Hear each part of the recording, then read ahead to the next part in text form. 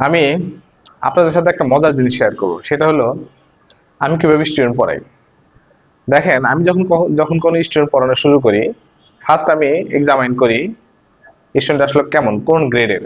তার সাথে ধরেন 10-15 মিনিট কথা বলে আমি বুঝতে পারি কোন গ্রেডের।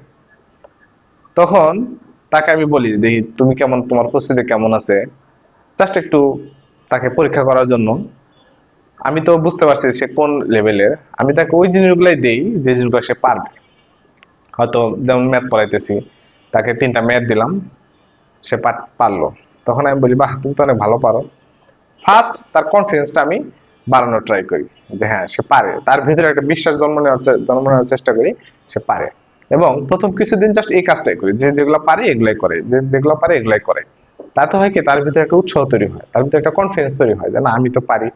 এবং আমার প্রতি তার একটা ভালোবাসা তৈরি হয় যে না, স্যার আমাকে খুব পছন্দ করে, স্যার আমি পারি, যে স্যার এটা বুঝতেছে। হ্যাঁ, তাকে হয়তো অনেকেই বলতেছে সে পারে না, তার বাবা মা হয়তো বলতে পারে না, আমি তাকে বলি সে পারে। এভাবে তার সাথে একটা রিলেশন বিল্ড আপ করি। দেন আস্তে আস্তে একটু ডিপে ঢুকে, একটু সহজ থেকে একটু কঠিন, একটু কঠিন। অনেক সময় হয় কোন স্টুডেন্ট বলে স্যার এই চ্যাপ্টার করবো না, এই চ্যাপ্টার অনেক কঠিন। আমি বলি এই চ্যাপ্টার করা লাগবে না, এই চ্যাপ্টার পরীক্ষা আসবে না। আমি তোমাকে অন্য চ্যাপ্টার গুলো এমনভাবে করাবো, এই চ্যাপ্টার না করলে চলবে। বাট একটা পর্যায়ে গিয়ে আমি বলি, দেখো এই চ্যাপ্টারের এই একটা দুটো অঙ্ক আছে যেটা করলে তোমার এটা কমন, শিওর কমন করবে।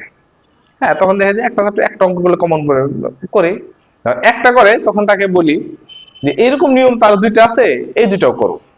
আর 2টা করে একটা সময় এমন হয়ে যায় যে পুরো চ্যাপ্টার তাকে করে ফেলছি, সে বুঝতেই পারেনি। সে কিন্তু প্রথমে বলছিল এটা পারবো না, এটা করবো না। আমি যদি তখন তাকে চাপ দিতাম বা চাপ দেই, তখন কিন্তু সে একটু ভয় পেয়ে যাবে যে না এটা করা লাগবে, তার ভিতরে একটা প্যানিক তৈরি হবে। হ্যাঁ, বা টিচারদের কাজ হলো আসলে স্টুডেন্টদের প্যানিকটা দূর করা, এই যে ভয়, যে পারি না, হবে না, কেমন যেন, এই জিনিসগুলো বলে একটা কনফিডেন্স গ্রো করতে পারলে দেন সে আস্তে আস্তে আস্তে আস্তে তার যে দুর্বলতা, এটা তো টিচার জানে, বাট এটা স্টুডেন্টকে বোঝানো যাবে না যে সে যে দুর্বল, এটা বোঝানো, বুঝাইলেই তারপর আগ্রহটা কমে যাবে। হ্যাঁ, এইভাবে এই টিপস এইটা কিন্তু দারুণ কাজ করে। হ্যাঁ, আপনারা আপনাদের সন্তানদেরকে পড়ান, টিচারদের পড়ান, টিচারদেরকে কথাটা বলবেন যে স্যার আমার বাচ্চাকে একটু এইভাবে থাকে, তার ভিতরে কনফিডেন্সটা গ্রো করবেন, কনফিডেন্সটা তৈরি করে দিবেন। দেখা যায় এই কনফিডেন্সের অভাবে সে দিনের পর দিন পড়েই না, কারণ যে জিনিসটা তার ভালো লাগে না এই জিনিসটা সে করবে না। জ্বর আসলে আমরা কি খাবার খাই, অনেক মজার খাবার জানি, অনেক মজার, কিন্তু ভালো লাগে না, আমরা খাই না। ঠিক আমাদের বাচ্চারা পড়ে না কেন, ওই জিনিসটা তার ভালো লাগে না, এই জন্য পড়ে না।